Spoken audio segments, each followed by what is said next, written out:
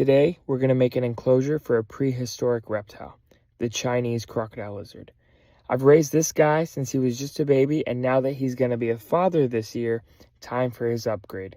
I'm using one of my Zoom Ed 3-foot by 3-foot paludariums for this build, by far my favorite Zoom Ed enclosure, and I set up these aisles so I can view the paludariums from front and back, because that 3-foot by 3-foot piece of glass in the back is too perfect to cover with a background.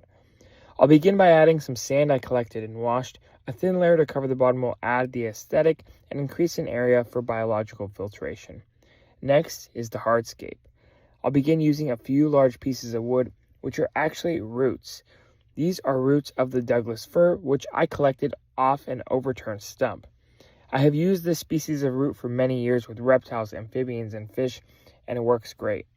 The natural gnarl and resistance to decay makes this a perfect hardscape for this paludarium.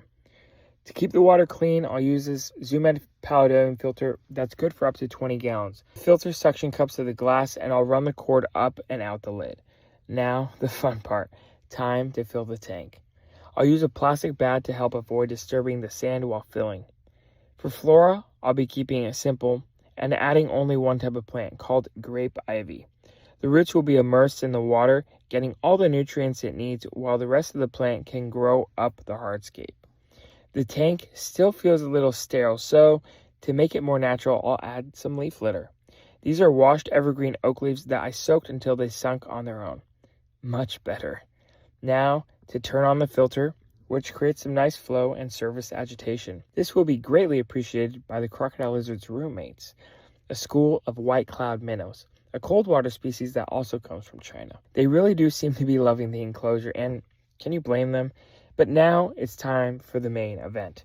The grumpy Chinese crocodile lizard turn to move into his new home. And I don't know about you, but it looks like he fits right in.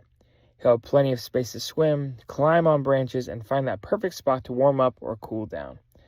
I house all my crocodile lizards individually, except for breeding season, so this new paludarium is all his, until it's time to meet up with his girlfriend again next year.